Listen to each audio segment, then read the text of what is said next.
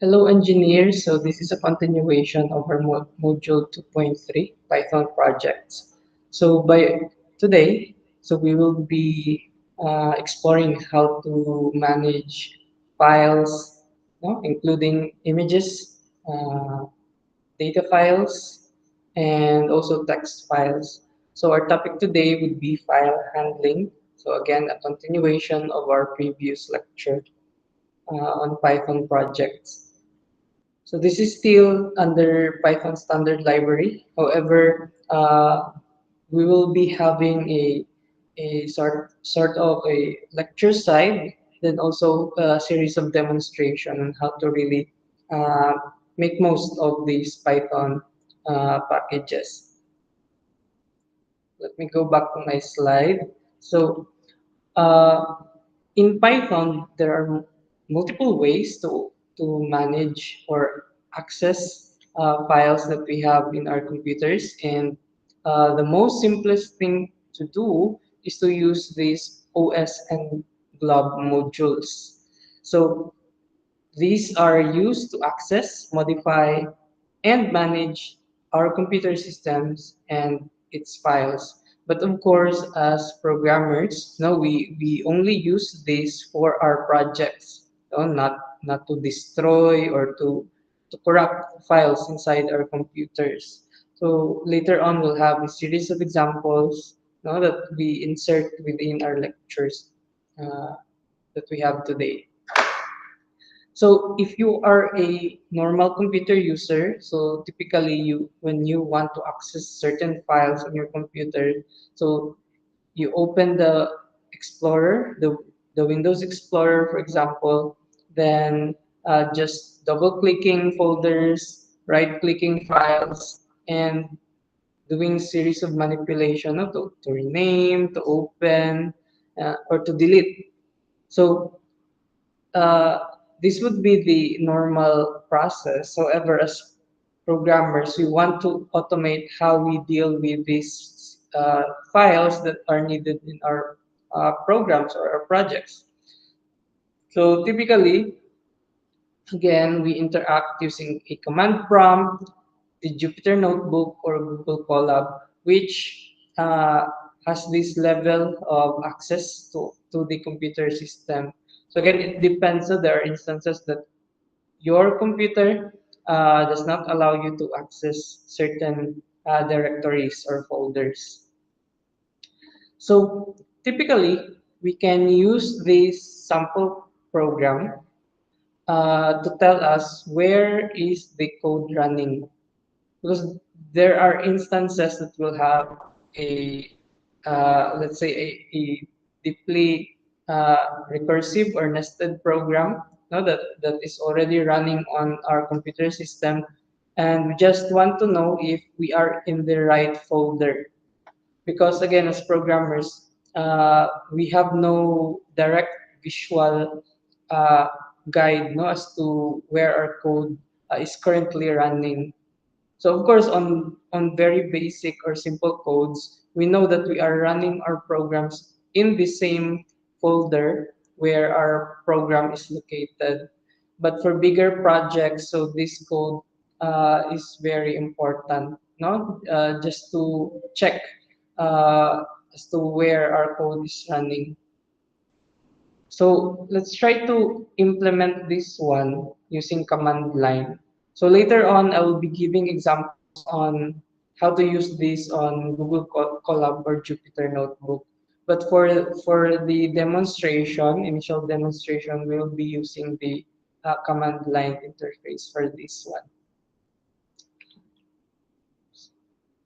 So for a while, let me create my project folder first.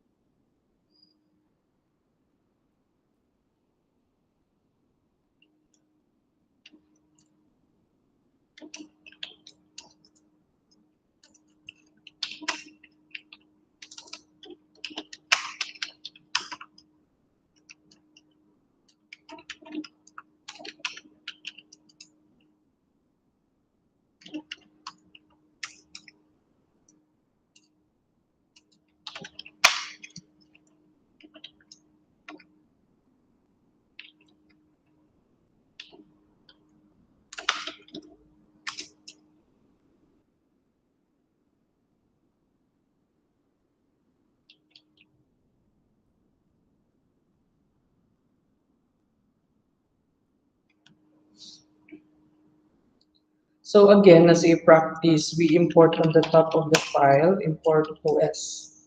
Then we create our template. So that's def main.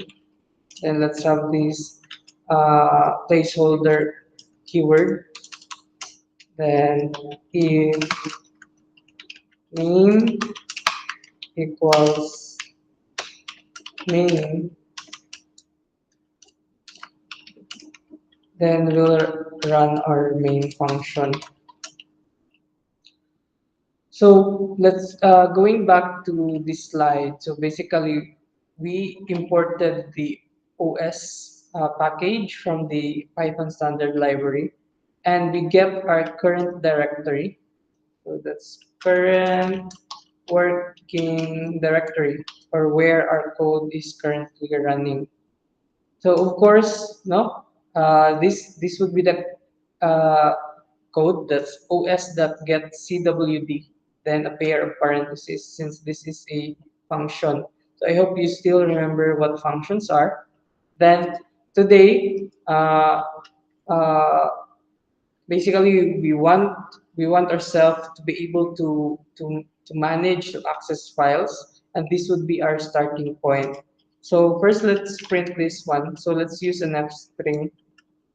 So uh, current working directory, then we'll use curly braces. We'll paste this one inside the curly braces so that when we will be running our code, so this specific uh, director will be printed. So let's make this shorter. So let's just rename this as path, or current path. Current path.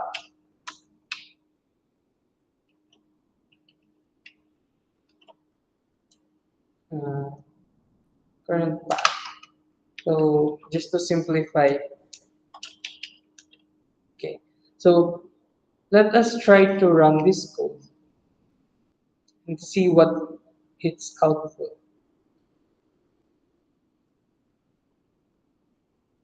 Okay. So to run Python codes using command line, so just type Python space the name of the file. That's Python dataset underscore check.py.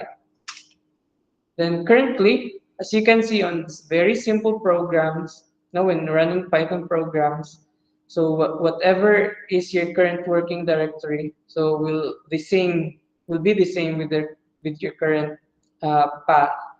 However, again, once you learn more about managing your computer using Python, so you can actually move around different directories, and that's why it's important to check that you are running the correct path, no, so that your code will not encounter errors.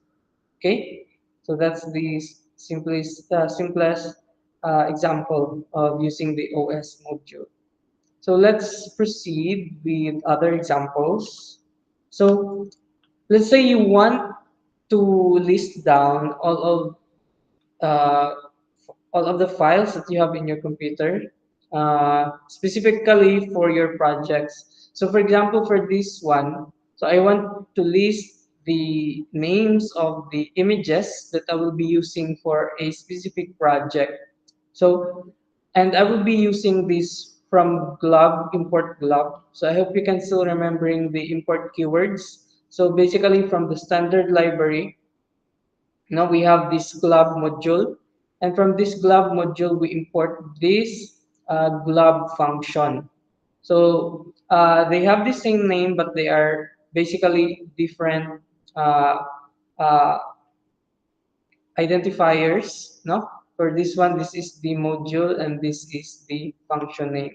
So let's try to recreate this code for our setup. So let me share my folder first to for you to see the hierarchy or the organization of my files. So let me share this folder. So I have this project folder. So let me zoom that in. So I have files. Now this is our program dataset check, and this is a random text file, lorem ipsum, and this is my data set. So inside my data set, I have two more folders. I have test and train because I want to train an AI model, no, to detect whether a wall has a crack, or the wall is still okay. So of course this is just a practice project, no, and that's why I am doing this, is for you to have an idea on what different applications that you can apply, no, your knowledge on Python programming. So of course if we have a building, so we can create uh, robots or drones, no, which can go inside the building without us, no, risking our life to really check on these infrastructures. So that's the point of uh, automating stuff. So we are not doing this, no, let's say nga, sir, why do we need to create automations if we can just check it manually? So of course that is not our main goal, no. So we are doing this code so that a rover, a robot, or a drone can just go around the infrastructures, no, look around at different uh, points on the wall, on the beams, and on other parts of the buildings or infrastructure, and automate the checking process. So anyway, going back to our folder. So we have this train folder. So inside the train folder, we have these two more folders. No? So why do we have two folders? Because this is a binary classification. So we just want to check, no, whether our wall is okay or not. So I'm just using simple terms here. So I'm not sure what is the proper term for a damaged wall, no, or the specifics for that. So first we have this no crack wall. As you can see, it's just a white wall. No, it's actually, I searched this in the internet. However, for real projects, you really need to take pictures of the buildings, of the walls, or the structures that you want to really uh, which will be the basis of your project. So again, we have these two files: the no crack, so the safe wall, and the unsafe wall. No, so for example, for this one, oh, very visible cracks, but of course, no, as a someone who only have a CS background, I'm not totally sure, no, on which of these are safe or not. But this is just a demonstration. Later on, we'll explore how we can expand this program so that our Python code will know whether this specific structure is still safe or not. Okay, so we will be using our Python code not to check what files are inside our folders, because in real projects it's not going to be just 5, 8, or 50 pictures. It's going to be 500, 1000, or 5000 pictures. So we need to automate how we check our files, how we manage our files. So anyway, uh, let's go back to our code.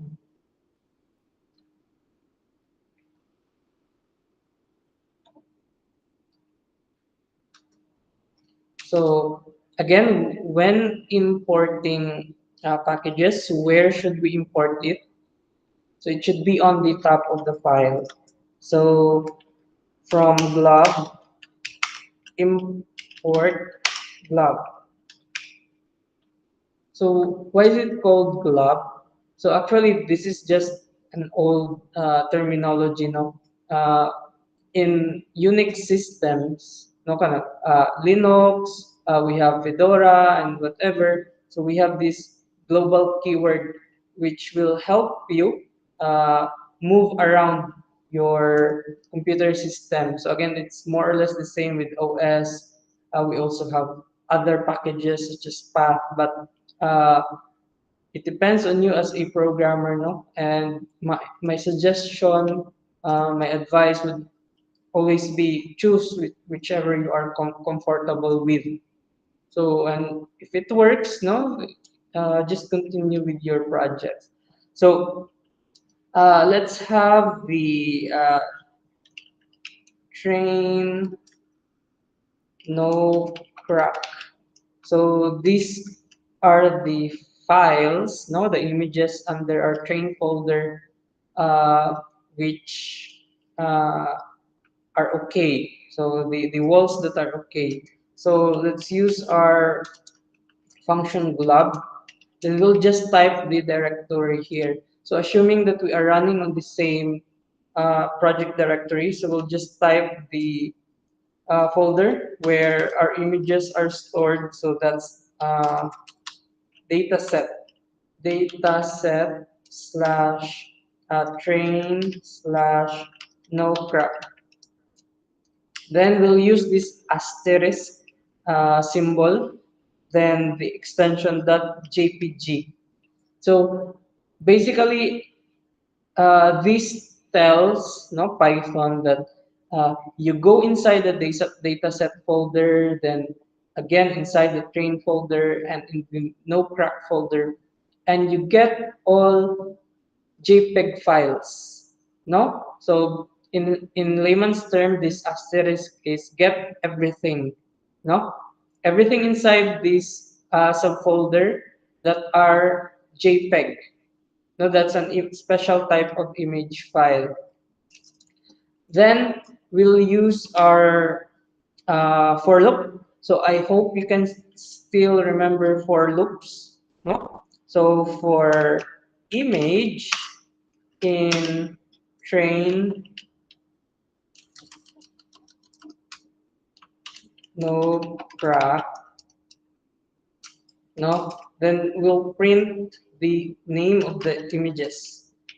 So let's have some decorative parts of our file. So let's have print uh, backslash n. So it means to add a new line on the display. So basically, this is just the header. So images, images, no crap. So for this one, we'll use again f string so we can add elements in our printing function. No? So I will just use asterisk. So this is just a decorative part, no? Or you can use uh, dash, no? This will serve as the bullet. So let me use dash first, no? So that's curly braces, then image. So let's save that and let's try to run this program. So let's go back to our command prompt. So, okay. So let me clear my command prompt and run the code again. So as you can see, now our current path, that's still the same project, Swallcrack CNN. Then inside the dataset train no crack folder, we have that's 1, 2, 3, 4, 5, 5, 6, 7, 8. So let's beautify this for further. So let me go back to my code. So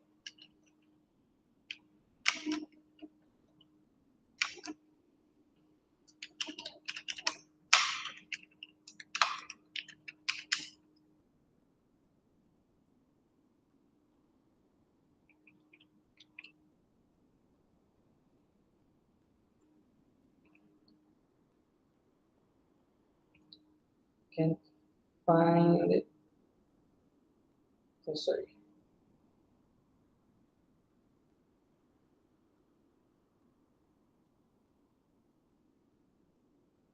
here. So let's have uh, a line to count, no? Um, Number of images equals len. So if you can still remember the built-in function len, which will be counting the number of uh, elements, no, inside a sequence. So let's convert this into an f string so that it will display the number of files, no, or images. So again, when using f string, we need to use curly braces and we put the variable inside it so that Python will be substituting whatever is the value of the number of data that we have in our sequence. Then we, if you can remember, we imported the OS function. So as you can see earlier, so the whole file path what was displayed, but we only want the file name. So to get the base name, no, so that's the file name equals os.path dot base name. Then we paste the let's rename this one. So this is the file path. So that's the file path. We put it inside, no, in this function that os that path that base name file path. So and we will be able to get the file name. So let's put that file name there, and let's add more elements on our code, no. So we want our code, no, to tell us how many images, no, are displayed already. So uh, let's use this built-in function enumerate. What does enumerate do?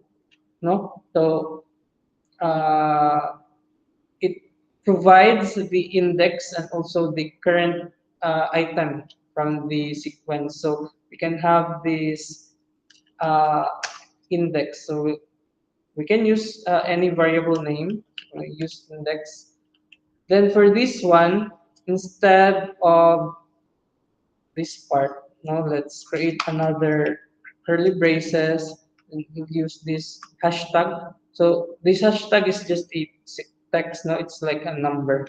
So we'll put the index here, index. Oh, oops. So index plus one. So again, index starts with zero. So that's why we're adding one here so that when this code will be displayed, it will display uh, one starting from one and moving to two, three, four, and so on, depending on the number of the files. And this would be automatic, no? No matter how many images are inside this specific folder. So let's go back to the command prompt. So cmd. So let's clear this one. So again, now this is the generic output, the very basic code that we have implemented earlier. And let's check with our modifications on what improvements could be seen afterwards. So that's Python, the name of the file. So as you can see now, we are in the current path. So that's project Wallcrack CNN. Then we have these images, the no crack.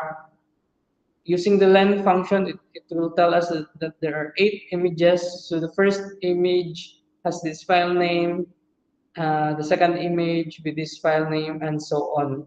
So if you have 1,000 images, 5,000 images, so this left part will be automatic, no? Based on our code, it will display its file name over here. Diba? So very straightforward. So later on, now if you want to explore Python further, there are also ways to rename files, no, to move files, but that would not be our focus for this lecture. So let's go back to our lecture slides. No? So, how about writing text into files? So, we have this built-in function, no, with a context manager. So, anyway, so what this code does, so for example, you have a message here, no, example, hello friend, hello classmate, or whatever, and that is stored in the text variable. So for this one, basically, no, with open, so it tells Python that you open a file with this specific file name. So if it is a text file, that would be a .txt, and this is the mode of opening. So that is W plus. So it means you can write or read into that file, and then as file. So this is the variable name of this currently open file, and inside it, no, after entering, no, you ensure that you have indented it properly, and you write this code, the file that write. So as you can see, that's part here file, that is a variable, and now we are using the variable file, and we are calling it method dot write, so that this specific text will be written inside our new file. So let me share first, no, the folder again. Uh, let me let me share my entire screen. Okay. So let me go back here to this main folder. So let's delete this other file. So as you can see here, we only have one file and one folder inside. And let me try this one. So here, then our code for a while. Okay, this one. How do I change? Don't want this one. Okay, this one.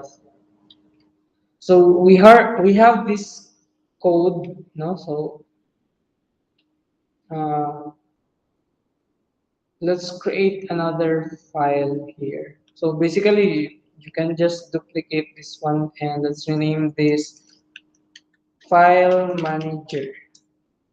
No, that is a Python file. Then let's open that. Then let's def main, or let me zoom this in.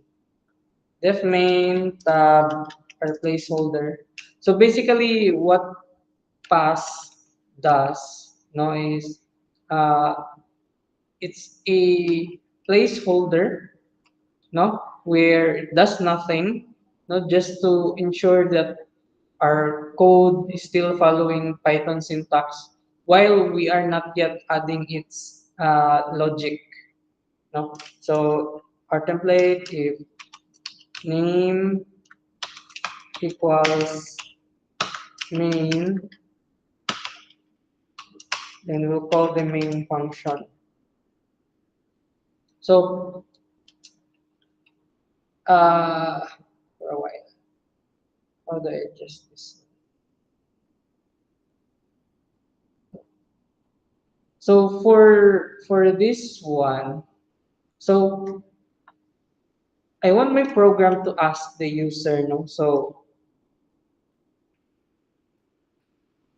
let's say the nickname equals input, who are you? No, so basically we want our user to tell his or her name, then his motto in life, no, equals input, what is your motto? So what we want is we will use the nickname of the person as our file name, and his motto in life will be placed inside our text file. So we'll use this code with open, then we'll supply, we'll use an F string for this one, uh, then a pair of curly braces, the nickname. Then outside we'll use the extension of the file that's .txt. Then our mode of opening would be W plus. So W is for write, plus is for reading and writing. Then our encoding would be UTF-8. So basically, the default encoding is UTF-8, but we just want to ensure that uh, our file no are written in UTF-8, especially if we are dealing with file inputs or inputs from the user as file. Then we want to write it the motto inside the file name. So let's just create a variable for this one. So file name equals that one. So place that there. Then uh, I think we don't need that one pala. Sorry. So let's just remove this also just to simplify our operation. Then file dot write.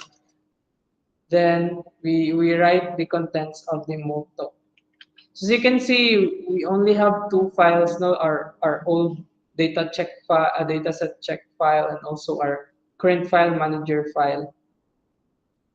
So let's move into our CMD. So let's clear the screen. Okay. So let's run the code Python space file manager. Oops, inconsistent use indentation. Um, 2, 3, 4. So beware when copy pasting code, especially from PDF or other files, no, because we want Python requires us to use uh, spaces instead of the uh, tab character. So let's try to run our code again. Oh, sorry, missing colon. So who are you? So let's use the name Juan. So as you can see on this right part, there's still no additional files, but after running this program, a new file should exist. So Juan's motto in life is let's say uh, strike the iron while it's hot. Okay. So after running this code, now automatically a new file is generated on our project folder. And if we are going to open this file, as you can see, whatever was inputted here will be saved inside this file. So when the text and its motto or contents is strike from the iron, while the iron is still hot. Okay. So let's add another one. So let's add Maria. So her motto in life is um, eat well, live well. So after running the code, a new file is generated, and as you can see, the contents is eat well and live well. So I hope as we do this lecture, you can have more ideas into your mind on what program uh, that you will be or project that you will be proposing. So let's go back into our slides. So we can also read files, no? So let's let's recreate our code, no, but let's reverse it. So let's move this one. So let's create a different uh, function. So I hope you can still remember function. So write moto creator, create moto function. Then in the main function, so let's have a different code. So this would be a file reader. So basically, we want to ask again the person. No? So we'll just ensure that the person that we have asked, no, already created his or her motto in life. So we'll copy this code just to revise this.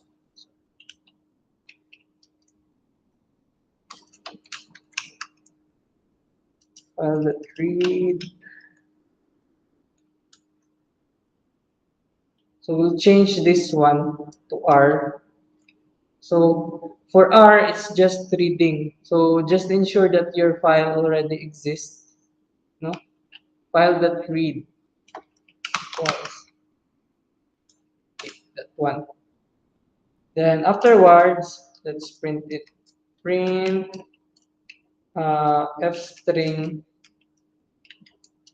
uh, motto in life. So we'll just print this one. So we'll use backslash n for a new line for a cleaner display. So we'll place this here. So the motto there and the name here. So let's try to run our code. So where is our command prompt? So here. So again, we already have two files. Now we have Juan and Maria. So let's try to run our code first. Then who are you? Maria, for example. So what do you think would be the output of this specific code? So if you can still remember, Maria said, eat well, live well. And let's try Juan. So Juan. So strike the iron while it's hot. So let's make the code fail, no? So let's run the code for Pedro. So as you can see, Pedro don't have any motto yet. If we're going to run this program, it will cause an error. No, no such file or directory exists.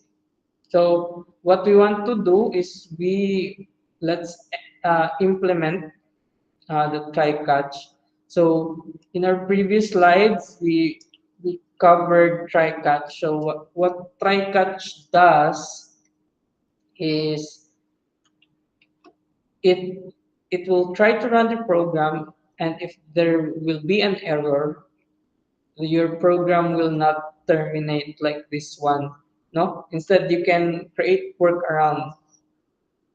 So anyway, no, so let's implement try catch. So what try-catch again does no is it tries to run your code. No, let's so basically we'll just nest it or place it inside a try-catch, or in Python that's except. Sorry for the confusion. No? In other languages we use try-catch, but in Python we use except. So as you can see, inside the try we have our code, no, and after the exam, now we do whatever workaround our if this specific part of the code fails. So of course, no, you might think, sir, I can put all of my codes inside a try except clause. So the practice should be you only place the specific code, no, that may encounter uh, exceptions or errors, no, that should be caught. So uh, let's move this outside. No, so again, we want the code inside our try exception to be minimal. So let's try this motto equals empty. I mean motto in life. However, if the file is not yet encountered, so let's print no motto yet.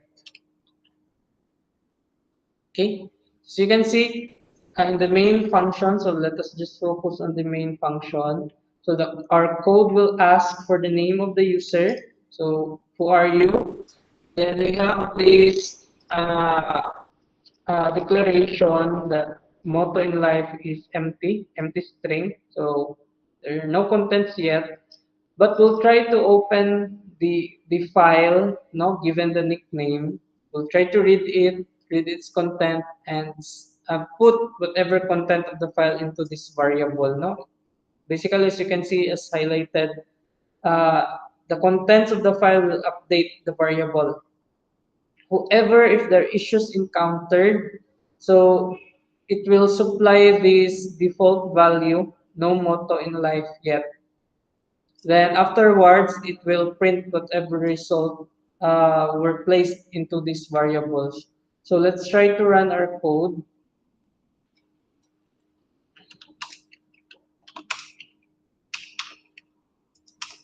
So who are you? So for example, Maria. So it will our code will run as intended. No. However, if we place a person, so let's say Luis, no? Since Luis does not exist, then it will display Luis no motto yet. Okay?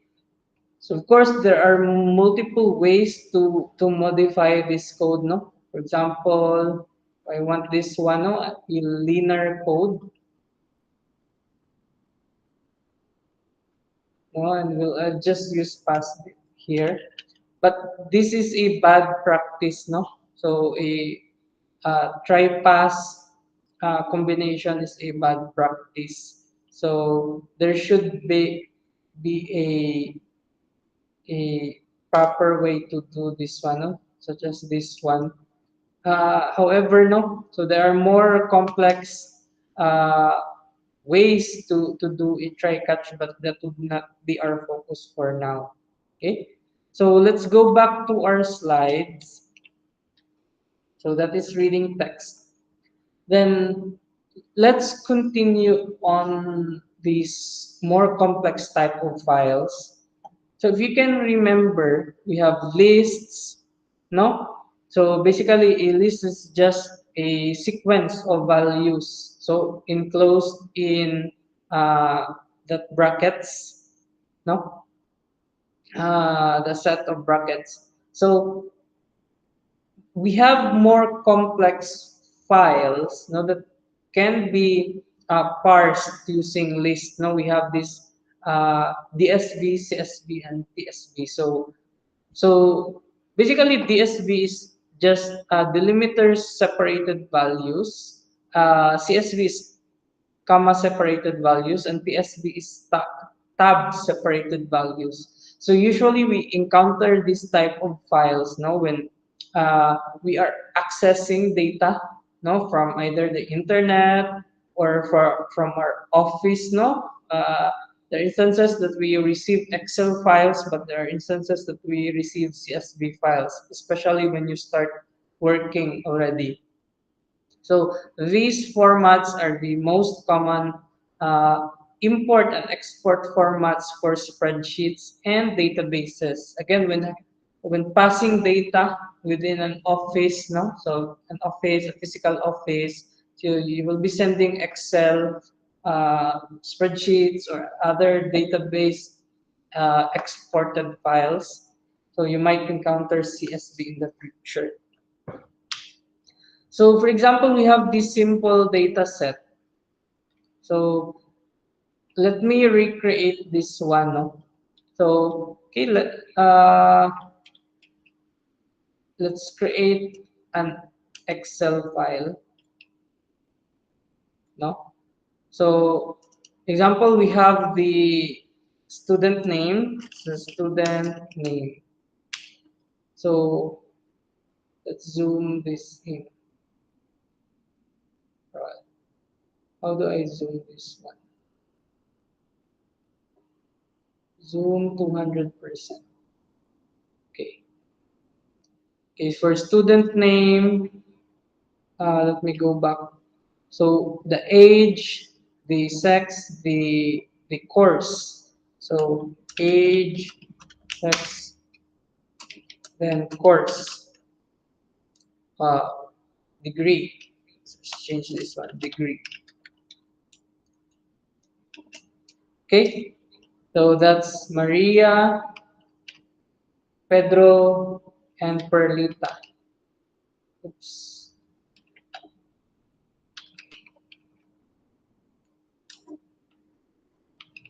For a while, let me encode this first properly.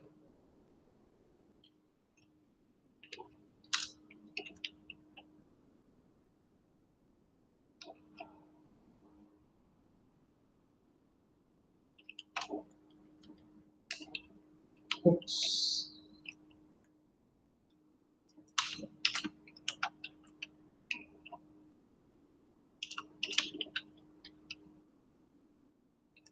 Okay, one last more.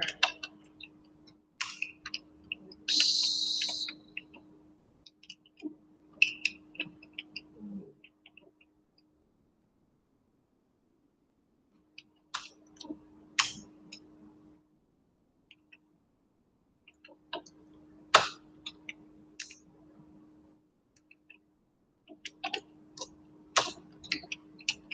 Okay, so we have this spreadsheet here. So as you can see now, on a day-to-day basis, if an office or organization, no, are handling files, so the most common are these spreadsheets, or maybe they have websites, no, displaying this in more complex uh, method. However, no, the most simplest one is a table, so tabular format. However, when stored in a file, no, there are multiple ways to save this one. So, for example, let's save this one. Save as CSV. Okay, then let's save this one in a desktop. So, students, no. Okay, so that's one. We have three students here: Maria Santos, Pedro Rosario, Perlita, Santa Ana. Okay, so basically inside a CSV file, no, since it's comma separated, so as we can see, so each column, no, so we have the name, the age, the sex, and the degree program, its current year. So each column for each row is separated by a comma.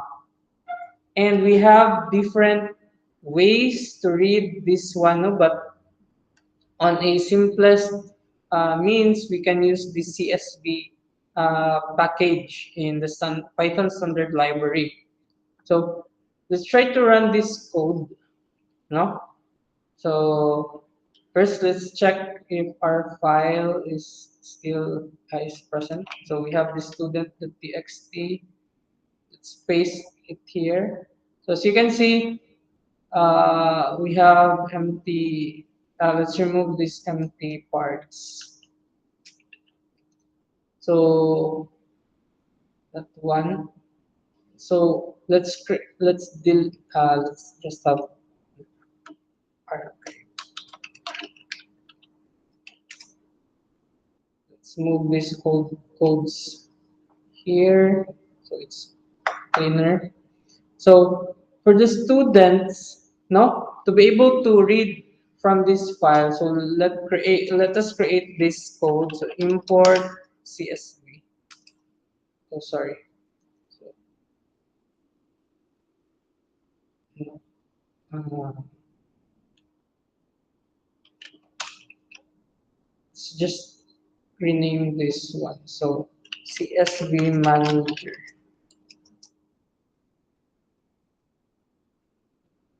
So we need to import the CSV package. Then inside the main function, let's delete its content.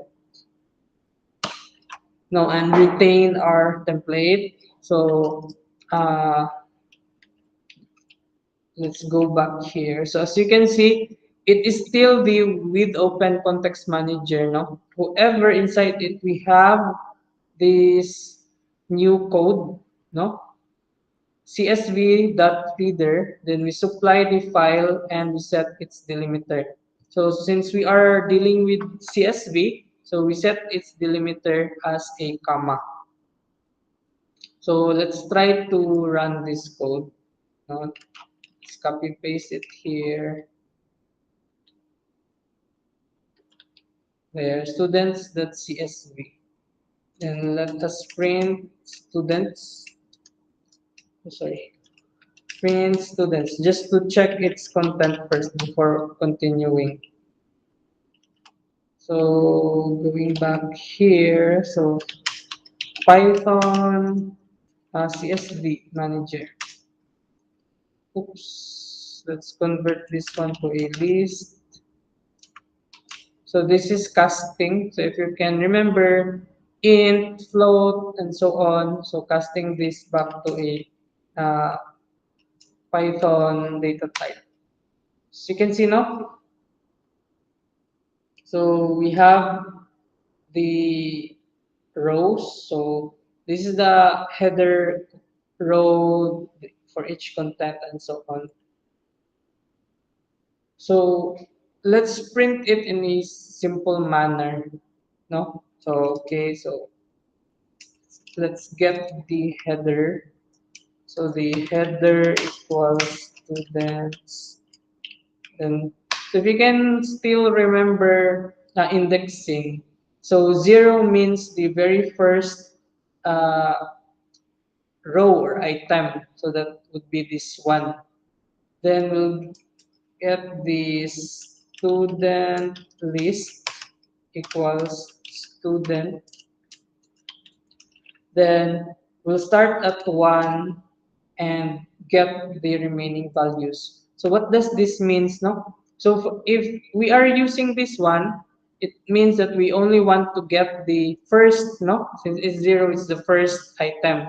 However, with this one, so it means that we start on the second. So if you can remember, indexing starts with 0. So if it is 1 here, it means we remove the first value, or we skip the first value and we proceed with the next value, and everything afterwards, no? So let's try to print this code, no? So print. So uh, how do we do this? So let me introduce you with this one. So we have our delimiter, say this pipe symbol. So that join. Let's run this code first and see what will happen. No? So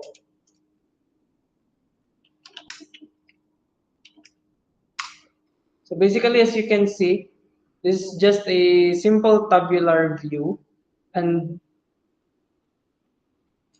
let's proceed on printing the remaining part of the code. So sorry. So that's for student in student list. No, we just paste that here. Then we'll use student. So let's try to run this code. Oh, sorry, that should be a colon. So running our code again. So as you can see now, it's not the best design, but it's the I mean the straightforward, uh, most straightforward code that we can write as for now. So actually, there exists no other libraries which you can use for creating tables for the command line or in Google Colab. Anyway, we'll try to explore that in other videos. But for now, so as you can see, no, we can see here the tables, no, or I mean the rows on our CSV file. So that is the reading part.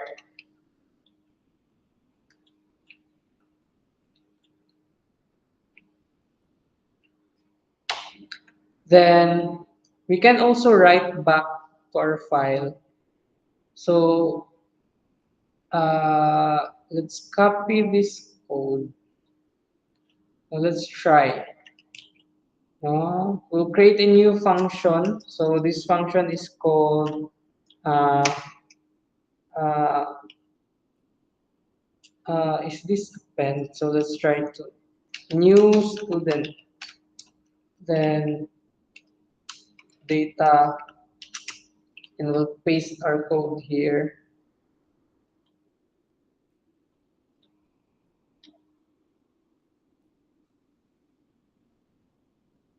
So as you can see, the difference here is we change the mode into A.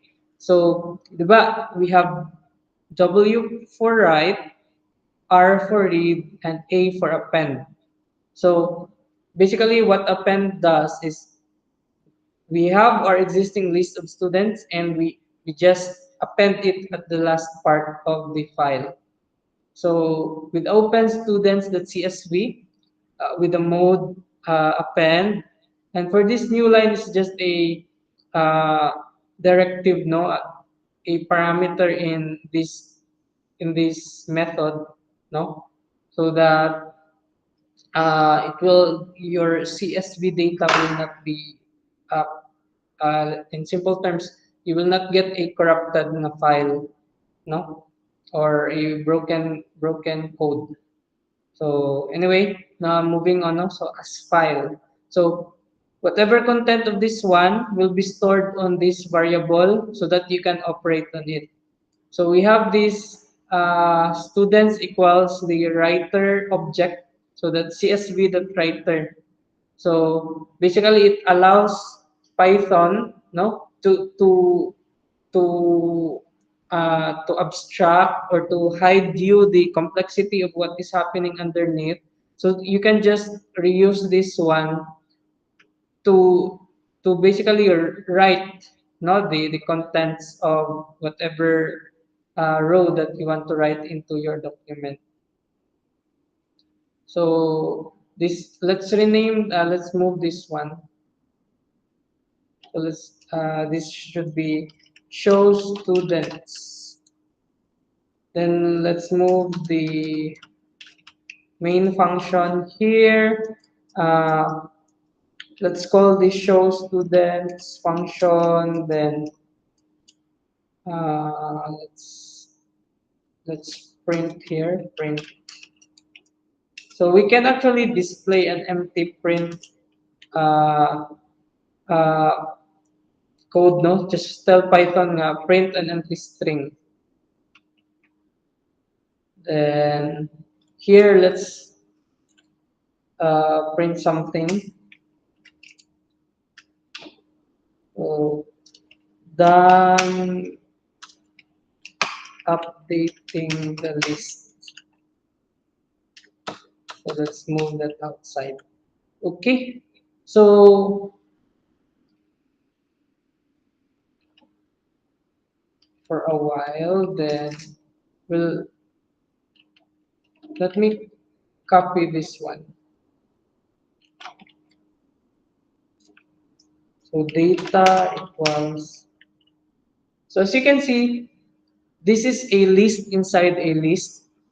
So we can actually have multiple students that we can add into our list. Now, for example, we have Luna Feliz. Let's add uh, uh, George Cruz, and he is 23 years old, male, and BS, uh, let's say CE, third year student. No, so basically we can add more, but for simplicity, uh, we'll just use this one. So what this code does is, di ba, we've implemented this function. This show student function will display the updated list of student. The new student function will accept uh, rows of data and append it to the existing file. So in the main function, what we do is just uh, display the current list of students. Then we add the new list of students, then display it back again just to compare if the list of student is already added. So let's try to run this code. Python CSV manager. Let's go back here. That's data actually. No?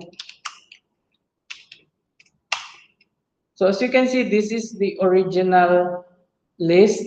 Then after successfully updating, it will display this one.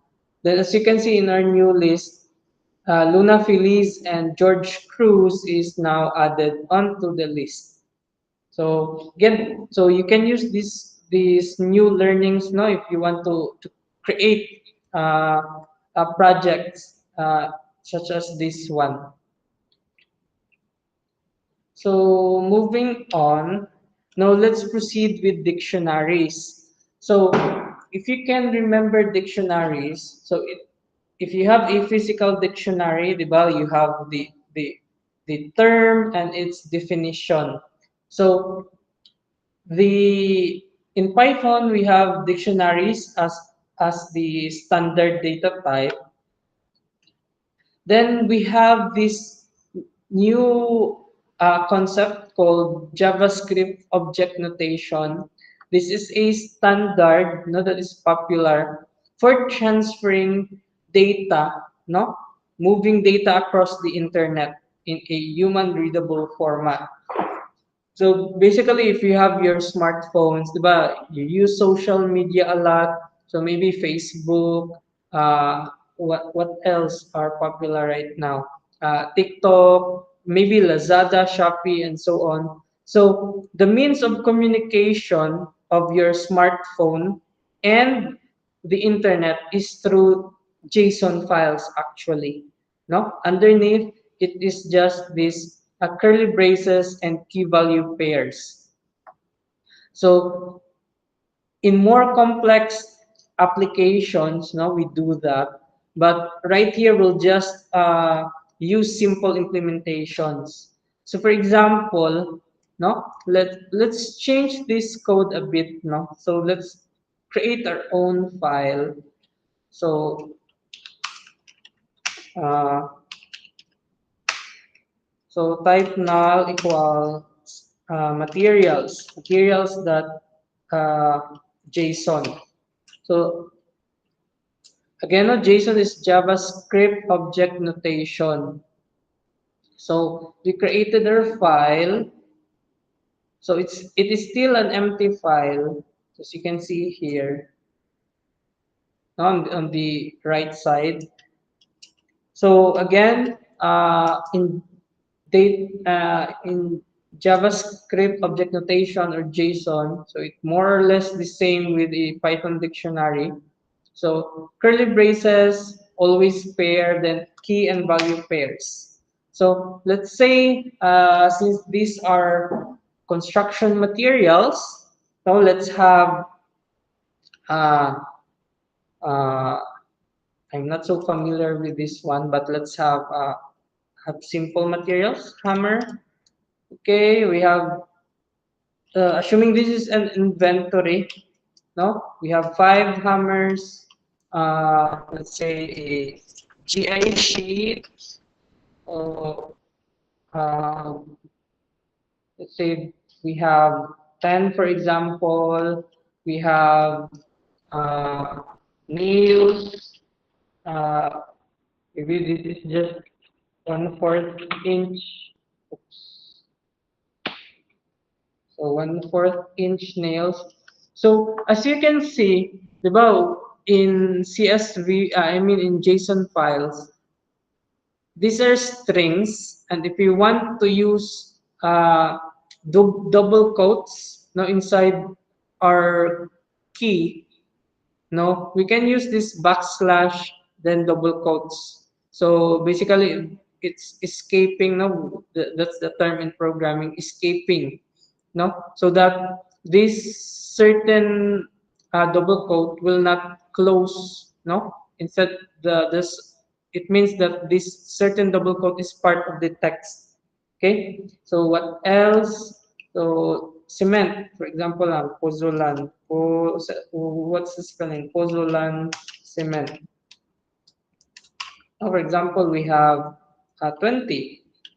Okay, so maybe let's add the unit of measure, kg, and for this one, sacks.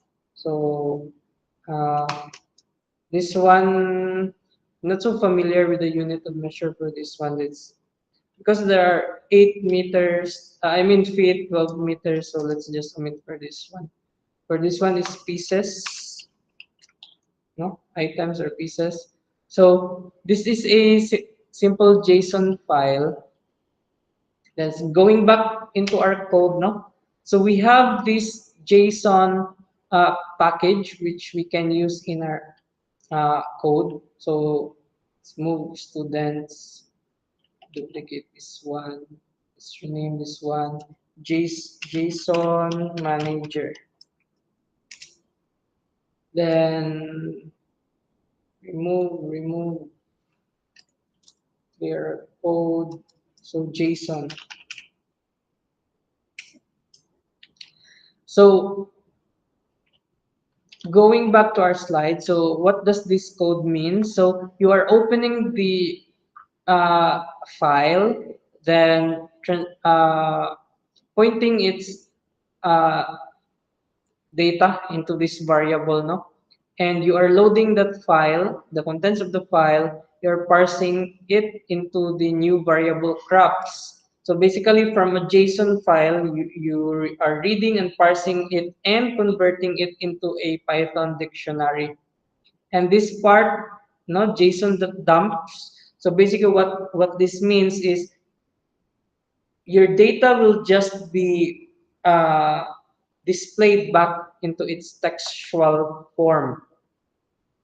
So let's try to recreate this code. So our code is, our file is called as material. So let's have, we open, that would be materials, that JSON, no, as file. Then materials equals JSON that load file. Then let's try to display this one. So again, that's dumps, no? Uh, uh, let's print that one. So JSON that dumps materials. Then we can beautify our code, no? So we can set the indentation. So can have indent equals 2 or whatever, no? So for this one, let's have indent equals to this. Let us try to run our code. So Python JSON manager. Oops, I keep forgetting the colon. No? So I've been coding for years already, and I still forget things, but uh, that's why you as a new programmer should not be too hard on yourself, because even old programmers can still forget things. So as long as you have the capability, to read the error, apply your changes, and proceed into converting your ideas into actual program. So let's run this code, Python JSON manager. So as you can see, our code was just reading and reprinting it back. So of course, in actual programs, we don't want to see these things. No, we want to beautify how we display things back to the user. So uh, let us modify this code.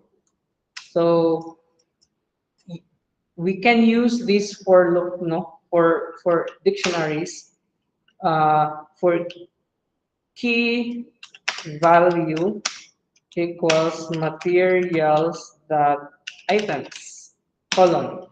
So we can actually change this one depending on the context of our JSON.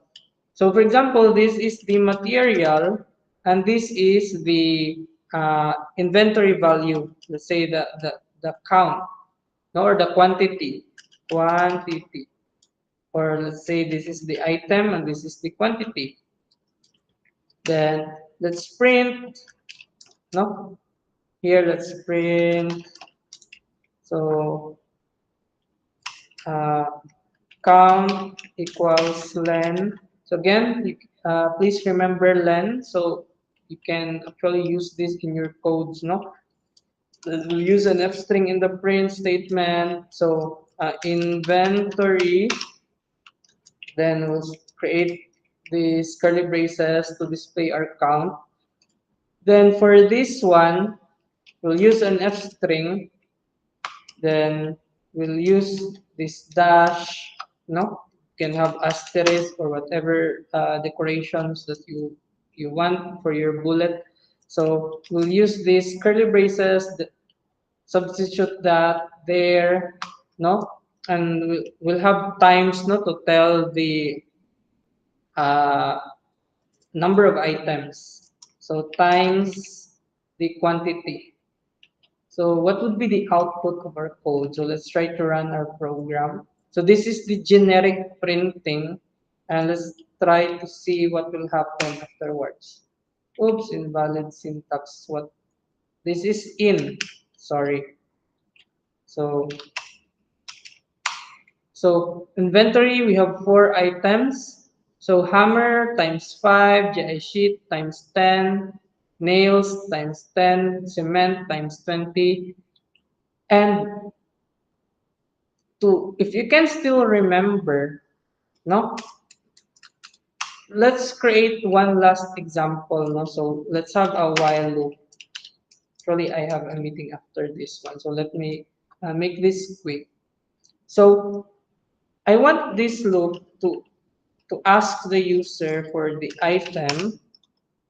So input, so uh, what item to add. Let's add a backslash n. So print new item. So let's have this dot strip, so that it will remove the extra spaces. So if item equals empty, now if the user does not type anything, just enter. So let's break the for loop. So if the item is not empty, so let's add quantity equals, actually we can have float, no, instead of integer. So we can have float input, uh, let's use f string, uh, enter uh, item quantity. So Then let's update our materials that you can still remember. So we can actually do this, the item equals the quantity. Then let's create a function to save, uh, not to save our updated dictionary back into the JSON file. So update inventory, the data, then we open, then that's the materials, the JSON, then let's have the mode W plus encoding equals UTF-8 as file. Then we print, no, we save it to file. That's file that right. Then we dump. So if you can remember JSON that dumps, then the data with the indentation that we want. So let's try indentation equals 4 there. So we'll just uh, let's print a message, print uh, /n done updating the inventory. Okay, so let's call this one using colon, then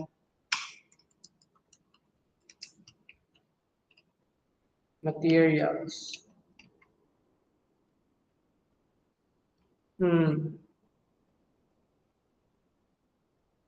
Maybe this is just simple implementation. No? So let's run this code. Uh, what it does first is it reads the file, display the inventory, ask the user for new inventory, then save the inventory. So, for example, as you can see here, let's modify this. I don't like it. Uh, backslash and then this one. Let me run the code again. Oops.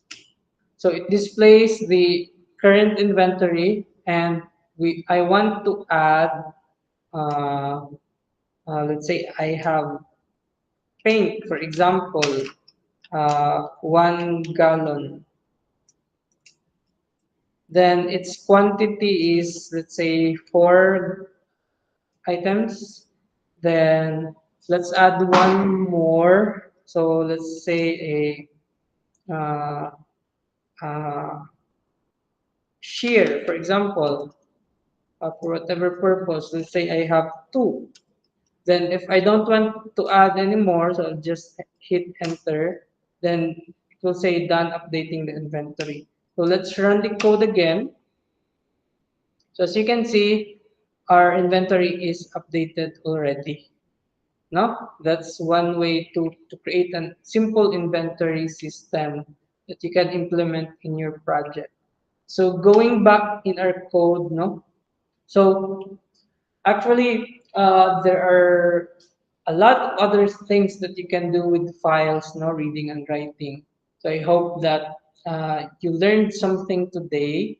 So I hope, and I also hope that uh, with these basic topics, no, you can use this as your foundation into learning independently because programming landscape is very uh, wide, no, and I personally what I do is to just focus on learning on things that I will be using for my specific project. So whatever is applicable to my project, I focus on that. And if I have another project, I learn other things as well. So in summary, no, in the whole 2.3 module, so your program can actually import other programs as well. So it can be folders, it can be uh, other Python programs that we call as packages and modules. Then handling files allows us to automate these menial jobs, these repetitive actions, no? Reading files, checking its validity, checking its contents, and so on. So after this one, so I hope you also watch our uh, module 3 discussions or lectures. Then I will be providing more specialized coding videos. No, let's try examples for inventory systems. Let's have some simple uh, image classification and other stuff, that you can apply into your field. Maybe you are in uh, uh, civil engineering, mechanical engineering, or maybe you are in the ABE or GE class or other class that might be able to watch these videos. So thank you so much for listening. So I hope you give time to help evaluate this video and this specific slide, no, and how I personally, can improve it so that the delivery would be somewhat in a way digestible to your level of experience. So again, thank you so much for watching this video, and I hope to see you in person. Thank you so much.